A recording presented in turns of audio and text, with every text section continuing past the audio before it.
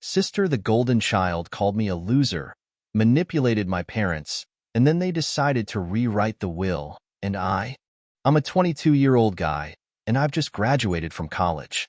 My life might seem pretty good on the outside, but I've been dealing with some heavy stuff for as long as I can remember. I guess it all started when I was a kid, and I haven't been able to shake it since. Growing up, you'd think being part of a wealthy family would be a blessing, right? Well, let me tell you, it was more like a curse. I'm not saying we were mega rich or anything, but we had more money than most people around us. My dad was a big shot in the finance world, and my mom was a successful lawyer. We lived in a huge house, went on fancy vacations, and never had to worry about money. But, honestly, I would have traded it all for a normal life. My parents sent me to this elite private school when I was just 7 years old. I remember my first day like it was yesterday. I was excited, nervous, all the usual stuff a kid feels when they're starting something new. But I quickly realized that I didn't fit in with the other kids. I thought maybe I would, since we all came from similar backgrounds, but I was wrong. Most of the kids there were already part of tight-knit cliques. Their parents were friends, they hung out at the same country clubs, and they had inside jokes that I didn't understand. At first, I tried to be friendly and join in, but they shut me out almost immediately. I overheard one of the boys, Tyler, saying that I was too new money to hang out with them. I didn't even know what that meant at the time, but I knew it wasn't good. The kids at that school were brutal. They'd pick on me for the dumbest things, like the brand of my backpack, the way I spoke, or the fact that I wasn't as into sports as they were. Tyler, in particular, seemed to take pleasure in making my life miserable. He was the ringleader of the group, always coming up with new ways to embarrass me in front of everyone. I remember this one time during recess when Tyler and his cronies cornered me by the playground. They started teasing me about my clothes, saying that my mom probably bought them on sale at some cheap department store. Then Tyler pushed me, and I fell backward into the dirt. The other kids just laughed, and I wanted to disappear. I couldn't understand why they hated me so much. I mean, we were all just kids. What had I done to deserve this? Things got worse after my sister, Emily, was born. I was 7 at the time, and I was so excited to be a big brother. I thought I'd finally have someone to share my life with, someone who would love me unconditionally. And for a little while, things were good. But then it became clear that Emily was what people like to call a golden child. My parents adored her from the moment she was born. She was this perfect, angelic little girl who could do no wrong. Don't get me wrong, I love Emily, and I always have. But it was hard not to feel resentful when all the attention shifted to her. My parents were always busy with work, but they somehow found time to dote on Emily. They'd spend hours playing with her, taking her to dance lessons, and showering her with gifts. Meanwhile, I felt like I was fading into the background. My dad, who used to take me to the park and throw a football around with me, suddenly didn't have the time. My mom, who would help me with my homework and read to me at night, was always too tired after dealing with Emily. At school, things didn't get any better. Tyler and his friends found out about Emily and started calling me the forgotten son. They'd taunt me by saying things like, "Guess your parents realized they messed up with you and decided to try again, huh?" It was like they knew exactly how to get under my skin. I'd come home from school, bruised and beaten down, but I couldn't bring myself to tell my parents. They were too wrapped up in Emily's world, and I didn't want to add to their stress. So, I kept it all inside, trying to pretend that everything was fine. Around the time I turned 9, something changed. I made a friend. His name was Max, and he was new to the school, just like I had been a couple of years earlier. Max was different from the other kids. He didn't care about money or status. He just wanted someone to hang out with. We bonded over our shared love of video games and comic books. For the first time, I had someone who actually liked me for who I was, not what my family's bank account looked like. Max and I became inseparable. We'd spend every recess together, hiding out in the corner of the schoolyard where the bullies couldn't find us. After school, we'd go to each other's houses and play video games for hours. Max was the first person I ever confided in about how lonely I felt. He told me he understood. His parents were divorced, and his dad had basically abandoned him. We were two kids who felt like the world had forgotten about us, and we found comfort in each other's company.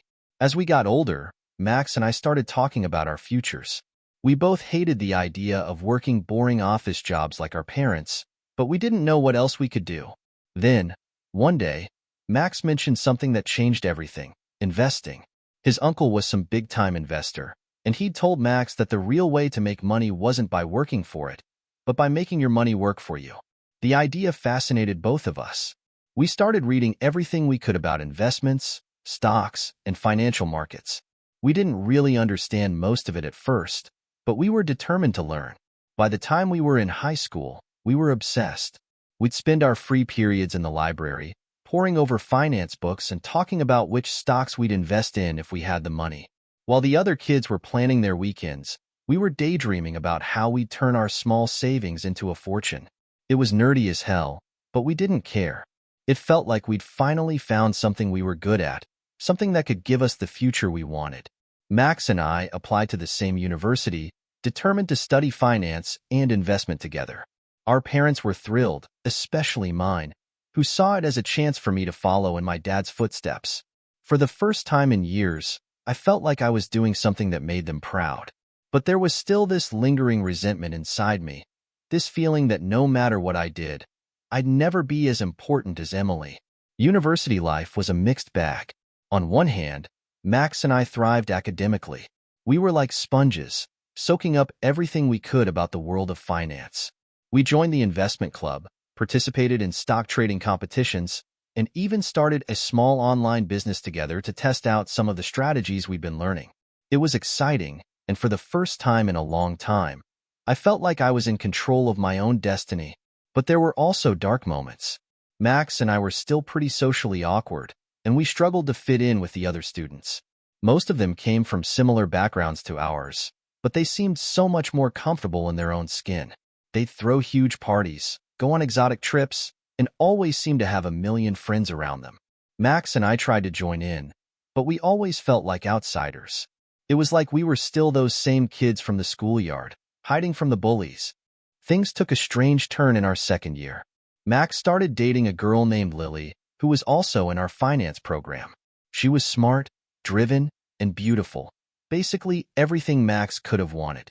At first, I was happy for him. He deserved someone who made him feel special. But as their relationship got more serious, I started to feel a weird sense of jealousy. It wasn't that I had feelings for Lily or anything like that. I just didn't like the way she was changing Max. Max began spending less time with me and more time with Lily. He'd skip our study sessions to go on dates, and he even started talking about dropping out of the investment club because it was too nerdy. It was like he was trying to reinvent himself to fit into Lily's world, and I hated it. I tried to talk to him about it, but he brushed me off, saying I was overreacting. One night, things came to a head. Max and Lily invited me to a party at her friend's apartment. I didn't really want to go, but Max insisted, saying it would be fun. The party was packed with people I didn't know, and I felt out of place from the moment I walked in. Max and Lily were off in their own little world, and I ended up sitting on the couch by myself, nursing a beer and trying not to look like a total loser. After a while, I decided to leave. I didn't even bother saying goodbye to Max. I just slipped out the door and started walking back to my dorm. But as I was leaving the building, I heard someone calling my name. I turned around and saw Max running after me, looking pissed off. He asked me why I'd left without saying anything, and I told him the truth. I felt like a third wheel, and I didn't belong there. Max snapped at me, accusing me of being jealous of his relationship with Lily. I denied it, but he wouldn't let it go. We ended up having a huge argument right there on the street, with Max yelling at me about how I was holding him back and how he wanted more out of life than just sitting around talking about stocks all day. It was like a punch to the gut. I'd never seen Max so angry before, and it hurt to hear him say those things. I tried to defend myself, but he just kept going, saying that maybe we weren't meant to be friends forever, and that people change. I didn't know what to say, so I just stood there, feeling like my whole world was crumbling. Max stormed off, and I walked back to my dorm alone, feeling numb. I couldn't believe that our friendship, something that had been the one constant in my life, was falling apart. I wanted to text him, to apologize or something, but I didn't know what to say. So I just went to bed, hoping that maybe things would be better in the morning. But they weren't. Max started avoiding me after that night. He stopped sitting with me in class, and he dropped out of the investment club without even telling me. It was like I'd been erased from his life. I tried to reach out to him a few times, but he always had some excuse for why he couldn't talk. Eventually, I just gave up. That was one of the darkest periods of my life. I felt completely alone. My best friend, the one person who'd always been there for me, was gone. I threw myself into my studies, trying to distract myself from the pain. I started working out more, going to the gym every day to blow off steam. But no matter what I did, I couldn't shake the feeling of emptiness. A few months later, I heard through the grapevine that Max and Lily had broken up. Apparently, it hadn't been as perfect as it seemed. Part of me wanted to reach out to Max to see if we could patch things up, but I was too hurt. I figured if he wanted to talk, he'd come to me, but he never did. I finished my degree and graduated with honors, but it didn't feel like much of an accomplishment.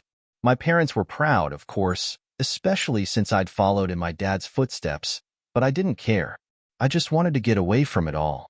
So, I decided to take a gap year before starting my career.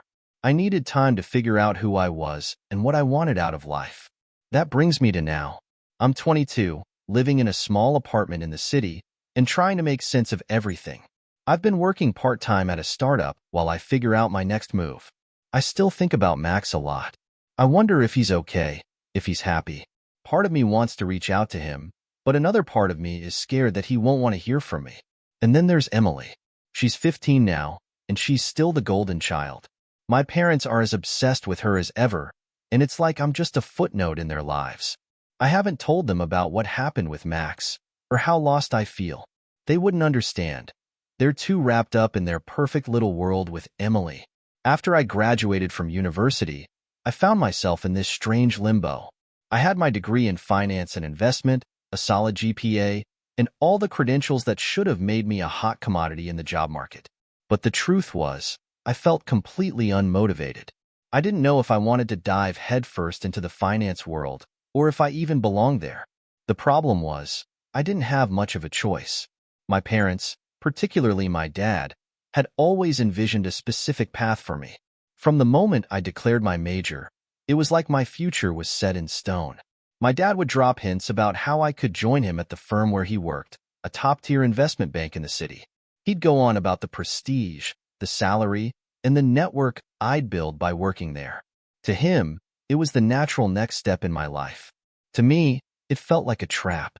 Don't get me wrong, I respect my dad a lot. He's worked hard his whole life, climbing the ranks to get where he is. But his life isn't mine. The idea of following in his footsteps, spending the next 40 years in some sterile office, dealing with high-stress clients and playing the corporate game, made me feel sick to my stomach. I just didn't have the heart to tell him that. Instead, I played along.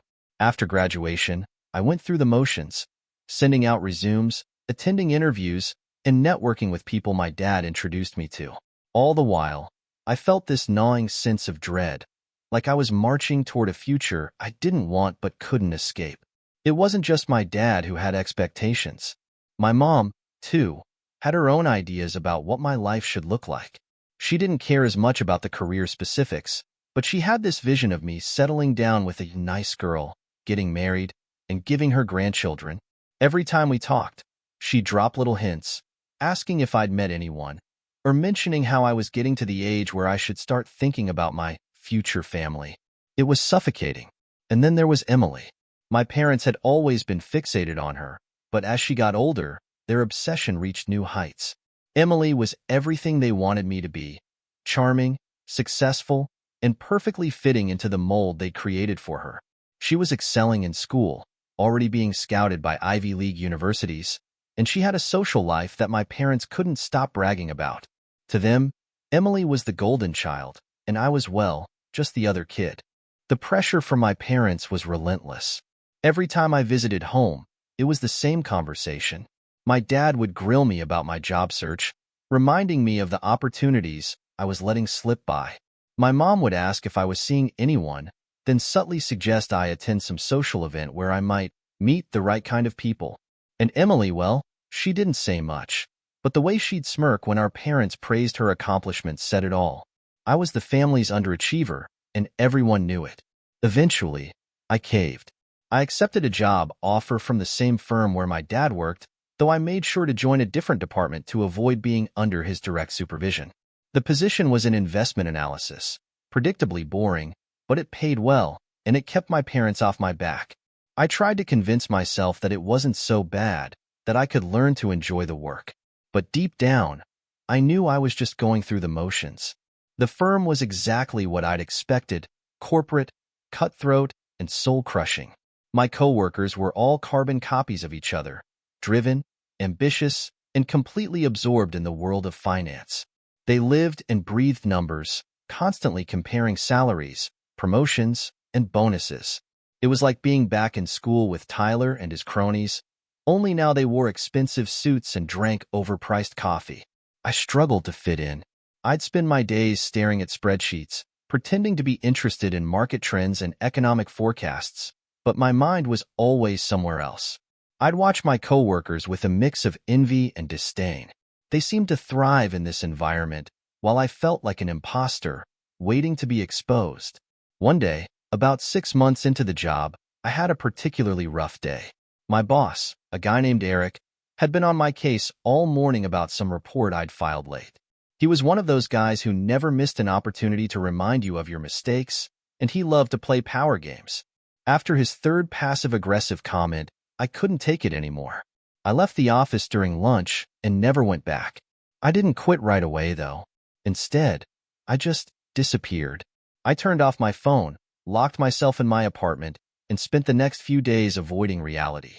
I knew it was irresponsible, that I was probably ruining any chance of making it in this career, but I didn't care. I was done pretending to be something I wasn't. After a week of radio silence, I finally mustered the courage to tell my parents what had happened. My dad was furious, as expected. He couldn't believe I'd thrown away such a promising career. He accused me of being lazy, of not appreciating the opportunities I'd been given. My mom was less harsh, but I could tell she was disappointed. She kept asking if there was something wrong, if I was depressed, if I needed therapy. It was like they couldn't fathom that maybe I just didn't want the life they'd mapped out for me. But the worst part was Emily. She didn't say much during our family meeting, just sat there with that same smirk she'd had since we were kids. When our parents finally left the room, she turned to me and said, "You really screwed up this time, huh?" There was no malice in her voice, just a cold indifference that stung more than any insult could have. With no job, no direction, and no support from my family, I fell into a deep funk. I spent weeks holed up in my apartment, barely eating or sleeping. I ignored calls from my friends, who I knew would ask questions I didn't have answers to. Max, of course, was still out of my life, so I didn't have anyone to lean on. One night, after yet another argument with my dad, I decided I needed to get away. I packed a bag and drove to the coast, where I rented a small cabin for a month. It was isolated, quiet, and exactly what I needed. I spent my days walking along the beach, thinking about my life and how it had gone so off track. I realized that I'd spent so long trying to meet everyone else's expectations that I had no idea what I actually wanted. During my time at the cabin, I met someone. Her name was Sarah. She was a local artist, living in a small house near the beach. We bumped into each other at a coffee shop one morning, and something about her drew me in. She had this calm, unpretentious vibe that was the complete opposite of everything I'd known in the city. We started talking, and before I knew it, we were spending every day together. Sarah was unlike anyone I'd ever met. She didn't care about money or status. She cared about living a simple, fulfilling life. She spent her days painting, walking her dog, and enjoying the beauty of nature. It was a life I'd never imagined for myself, but it fascinated me. Being around her made me feel at peace in a way I hadn't felt in years. As we got to know each other, I opened up to Sarah about everything: my family, my failed career, the pressure I felt to be someone I wasn't. She listened without judgment, offering support and perspective that I desperately needed. She made me realize that it was okay to not have all the answers, that life didn't have to follow a set path. Our relationship grew quickly, and I found myself falling for her. But there was a problem. My time at the cabin was running out, and I had to figure out what to do next. Sarah asked me to stay, to build a life with her on the coast. Part of me wanted to, But I knew it wasn't that simple. I still had unresolved issues with my family, and I couldn't just run away from them forever. So, I returned to the city, but not without a plan. I told my parents that I wasn't going back to the firm, that I needed to figure out my own path. My dad was livid, as expected. He told me I was making a huge mistake, that I was wasting my potential. My mom cried, asking why I was throwing everything away. Even Emily, who usually didn't show much emotion, seemed shocked. But this time, I didn't back down. I told them I was going to take some time to figure out what I really wanted. I'd saved up enough money from my job to support myself for a while, and I was determined to make the most of it. My dad scoffed, saying that I'd come crawling back once I realized how hard the real world was. My mom tried to be supportive, but I could tell she didn't understand. Emily, well, she just walked away without saying a word. I moved back to the coast and rented a small apartment near Sarah's place. We started building a life together, slowly and deliberately. I picked up odd jobs here and there to pay the bills, things like bartending, dog walking, and even working at a local surf shop. It wasn't glamorous, but it was honest work, and it gave me time to think. Living by the coast with Sarah was like a dream. We spent our days exploring the beach, hiking in the nearby forests, and working on our respective passions. Her painting, and me, well, I wasn't sure yet. I knew I didn't want to go back to finance, but I didn't know what else I could do. The thought of starting over was daunting, but with Sarah by my side, it didn't feel as scary. But, of course, life isn't a fairy tale. About 6 months into our new life together, things took a turn. Sarah was diagnosed with a serious illness, something that came out of nowhere and shook us both to the core. It was a rare autoimmune disorder that required expensive treatments and constant medical attention. Suddenly, our simple, peaceful life was thrown into chaos. I was determined to be there for Sarah, to support her through everything. But as the medical bills started piling up, I realized that my odd jobs weren't going to cut it. I needed to find a way to make more money, and fast. I tried going back to the city to pick up some consulting work, but it was like stepping into a nightmare. The stress, the pressure, the constant demands, I couldn't do it. I'd left that world behind for a reason, and now I was faced with the harsh reality that I couldn't escape it entirely. To make matters worse, my parents found out about Sarah's illness. My mom was concerned, of course, but my dad saw it as an opportunity to push me back into the corporate world. He offered to help with the medical bills, but only if I returned to the firm. He even went so far as to set up a meeting with his boss, hoping to lure me back with the promise of a promotion and a hefty salary increase. I was furious. It felt like my dad was trying to exploit Sarah's illness to get what he wanted. I told him I wasn't interested, that I'd figure out a way to support Sarah on my own. He called me foolish, saying I was letting pride get in the way of doing what was best for her. My mom begged me to reconsider, reminding me that Sarah's health was at stake. Even Emily weighed in, saying that I was being selfish and irresponsible. I was torn. I loved Sarah, and I wanted to do whatever it took to help her. But going back to the firm felt like selling my soul. I was stuck between a rock and a hard place, with no easy way out. In the end, I decided to compromise. I took on some freelance work in finance, not with my dad's firm, but with smaller clients who needed investment advice. It wasn't ideal, but it paid the bills and kept me from completely sacrificing my principles. As Sarah's treatment continued, our relationship was tested in ways I never imagined. The stress of her illness, combined with my struggle to balance work and our life together, put a strain on us. There were days when I felt like I was drowning, like no matter what I did, it wasn't enough. I loved Sarah with all my heart, but there were moments when I wondered if I was strong enough to handle everything. During one of her hospital stays, I ran into Max. It was a random encounter. I was sitting in the waiting room, exhausted and stressed, when I saw him walk by. At first, I wasn't sure it was him. He looked different, older, more worn out, like life had taken its toll on him. But when our eyes met, I knew it was Max. He came over, and we exchanged awkward hellos. It had been years since we'd last spoken, and the silence between us was heavy. Max asked what I was doing there, and I told him about Sarah.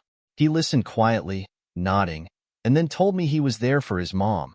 She was battling cancer, and things didn't look good. We sat in that waiting room for hours, catching up on everything that had happened since our falling out. It was strange, but in that sterile hospital, with both of us facing life's harsh realities, it felt like the distance between us melted away. Max told me about his life after we drifted apart. He'd struggled too, bouncing between jobs and trying to find his place in the world. After his breakup with Lily, he'd spiraled for a while, losing himself in alcohol and bad decisions. But eventually, he'd pulled himself together and found work in a small investment firm, doing the kind of work we used to dream about. He admitted that he wasn't happy, but he was making do. Our conversation was bittersweet. It was nice to reconnect, but it also made me realize how much we'd both lost over the years. We weren't the same kids who used to talk about changing the world. Life had beaten us down, and now we were just trying to survive. After that encounter, Max and I stayed in touch. We weren't as close as we once were, but it felt good to have a friend again, someone who understood what I was going through. We'd grab coffee every now and then, talking about work, life, and everything in between. It was like we were rebuilding something that had been broken for too long. But as Sarah's condition worsened, I found myself pulling away from everyone, including Max. I was consumed by fear and anxiety, terrified of losing the one person who'd brought light back into my life. I started working more, taking on every freelance job I could find to cover the mounting medical expenses. It was a vicious cycle, working to pay the bills, but losing time with Sarah in the process. One night, after a particularly grueling day, I came home to find Sarah waiting for me. She looked pale, weak, and I could see the pain in her eyes. She told me that she couldn't keep doing this, that she didn't want me to sacrifice everything for her. She said she loved me, but she didn't want to be the reason I gave up on my own happiness. I didn't know what to say. I tried to reassure her, to tell her that she was my happiness, but she just shook her head. She asked me to promise that if things got worse, I wouldn't let her suffering drag me down with her. She wanted me to live my life, to find joy again, even if it meant letting go. It was the hardest conversation I'd ever had. I wanted to tell her she was wrong, that I could handle it, that I wouldn't let her go no matter what. But deep down, I knew she was right. I'd lost sight of myself in my desperation to save her, and it was tearing us both apart. So, I made the promise, even though it broke my heart. I promised that if the time came, I'd let her go, and I'd find a way to keep living. It was the least I could do for the woman who'd given me so much. Sarah passed away a few months later. It was peaceful, in the middle of the night, with me holding her hand. I've never felt a pain so deep, a loss so profound. After she was gone, I went through the motions, planning the funeral, dealing with the estate, and trying to make sense of a world without her. The weeks that followed were a blur. I didn't know who I was without Sarah, without the life we'd built together. I felt like I was drifting, untethered and lost. My parents tried to help, but their version of support was pushing me to move on, to get back to work, to make something of myself. They couldn't understand that I needed time to grieve, to heal. Even Max struggled to know what to say. He was there for me, but I could tell he didn't know how to handle my grief. We'd sit in silence more often than not, both of us feeling the weight of everything we'd lost. Eventually, I decided to leave the coast. There were too many memories there, too many reminders of Sarah. I packed up my things and moved to a small town up north, where nobody knew me, where I could start over. I didn't have a plan. I just needed to escape. I've been here for a few months now, trying to figure out what comes next. I'm still working freelance, but it's more out of necessity than passion. I'm trying to find meaning again, to rebuild my life piece by piece. It's not easy, but I'm taking it one day at a time. I still think about Sarah every day. I miss her more than I can put into words, but I'm trying to honor the promise I made to her, to live my life, to find joy again, even if it takes time. After I moved to that small town up north, life slowly started to get better. It wasn't easy, but I was learning to live again after everything that had happened. I kept to myself mostly, focusing on my freelance work and trying to figure out what the hell I wanted from life. The town was quiet, peaceful, and exactly what I needed after the chaos I'd left behind. But, of course, peace never lasts, especially when you have a family like mine. It started with a phone call from my mom. She sounded unusually stressed, which immediately put me on edge. We hadn't been particularly close since I left for the coast, and our conversations were usually brief and superficial. This time, though, she was almost frantic. She wanted me to come home for a family meeting. I knew better than to ignore something like that, so I agreed, even though I had a bad feeling about it. When I arrived at my parents' house, the tension in the air was palpable. My dad was sitting in his usual chair, staring at the floor, while my mom hovered nearby, wringing her hands. Emily was there too, of course, perched on the edge of the couch with that same smirk I'd grown to despise. It didn't take long for me to realize that whatever this meeting was about, it wasn't going to be good. My dad started off by saying that they'd made some important decisions regarding the family's future. He spoke in that stern, authoritative tone he always used when he was delivering bad news, which immediately set off alarm bells in my head. Then, without any preamble, he told me that he and my mom had decided to rewrite their wills, leaving everything to Emily. I sat there in stunned silence, trying to process what I'd just heard. My parents had always been distant, always more focused on Emily, but this was a betrayal on a whole new level. They weren't just favoring her anymore. They were cutting me out of their lives entirely. Before I could say anything, Emily jumped in, her voice dripping with false sympathy. She started going on about how she'd convinced them it was the right thing to do, that I was struggling, and it wasn't fair to burden me with responsibilities I clearly couldn't handle. She said that she was in a better position to manage the family's assets, and that it was for my own good. The smugness in her voice made me want to scream. My mom chimed in, trying to justify their decision. She said that they weren't doing this to hurt me, but because they were worried about me. She mentioned how I'd isolated myself, how I'd abandoned my career and my family. My dad nodded along, adding that Emily had proven herself to be the more responsible and stable one, and that this was what was best for everyone. I couldn't believe what I was hearing. They were acting like I was some kind of lost cause, someone who couldn't be trusted to take care of themselves, let alone anything else. It was like they'd written me off completely, and Emily was just sitting there, basking in the glow of their praise. When I finally found my voice, I asked them how they could do this to me. I told them that I'd been doing everything I could to build a life for myself, that I'd faced challenges they couldn't even begin to understand. But my words fell on deaf ears. My dad dismissed my concerns, saying that I'd made poor choices, and that they were simply protecting the family's interests. Emily, ever the manipulator, turned the conversation back on me. She started listing off every mistake I'd ever made, twisting them into proof that I was a failure. She brought up my decision to leave the firm, saying it was reckless and irresponsible. She mentioned Sarah, implying that my relationship with her was another example of my inability to make good decisions. It was like she was trying to rewrite my entire life, turning everything I'd done into evidence of my incompetence. My mom, who'd always been more gentle, wasn't much better. She tried to soften the blow by saying that they'd always loved me, but that this was the best decision for the family. She said she hoped I'd understand, that I'd find a way to move forward with my life. But all I could hear was that I didn't matter to them anymore, that I'd been replaced by the golden child. I knew there was no point in arguing. My parents had made up their minds, and Emily had them wrapped around her finger. I could see it in their eyes. They truly believed that she was the only one who could carry on the family legacy. I left the house that day feeling completely defeated, like everything I'd ever done had been for nothing. Over the next few weeks, I tried to come to terms with what had happened. I kept my distance from my family, avoiding their calls and ignoring their messages. Emily, of course, didn't leave me alone. She sent me patronizing texts, reminding me that this was for the best, that I needed to accept it and move on. It was like she was enjoying every second of my misery. But something inside me snapped.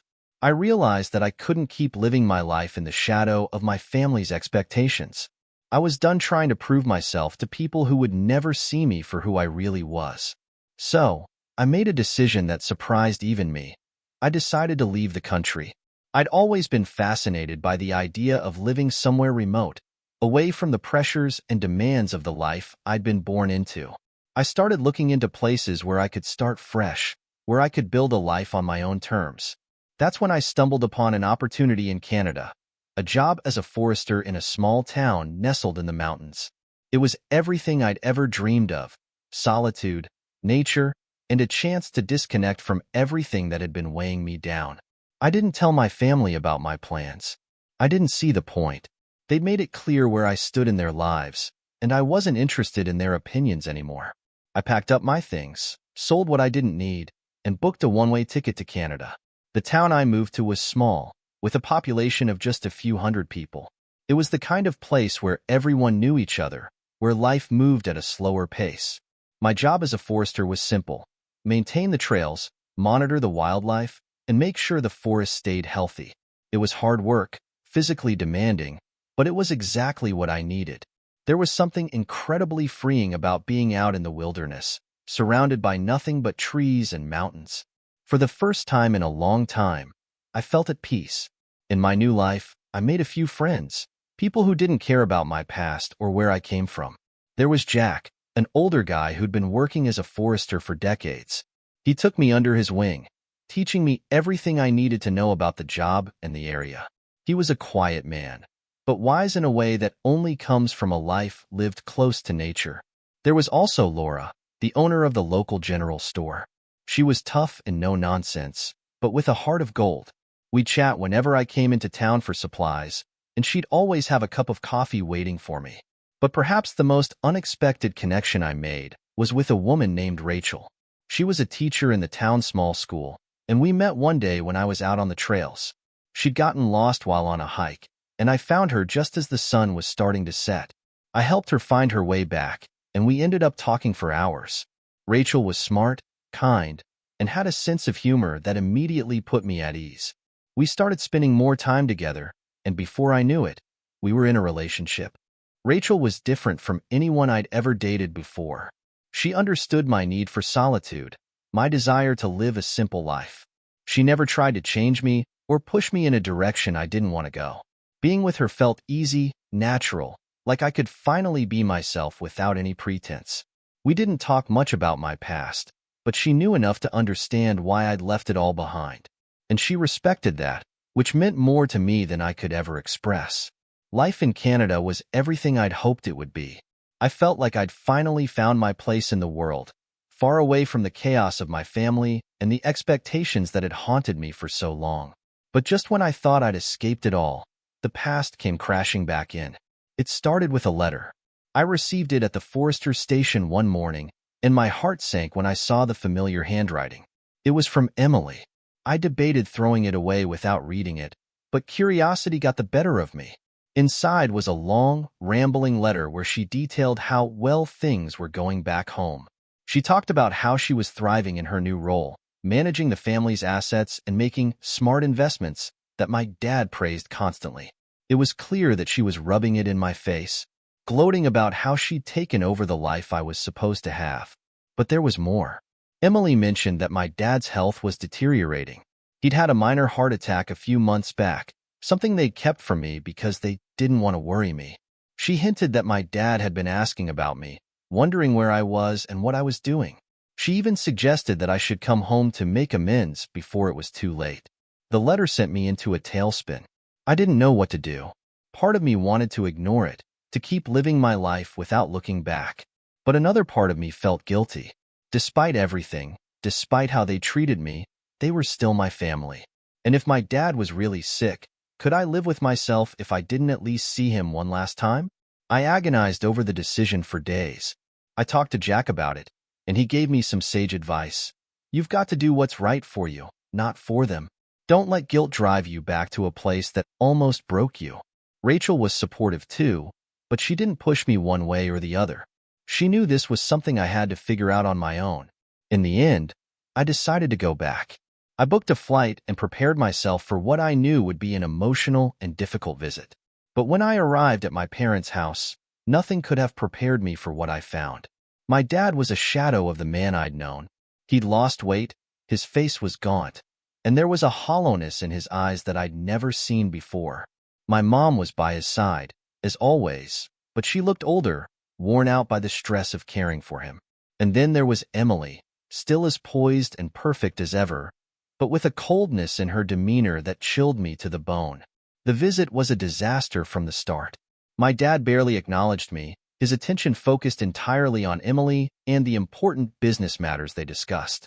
My mom tried to be warm, but it was clear she was uncomfortable with my presence.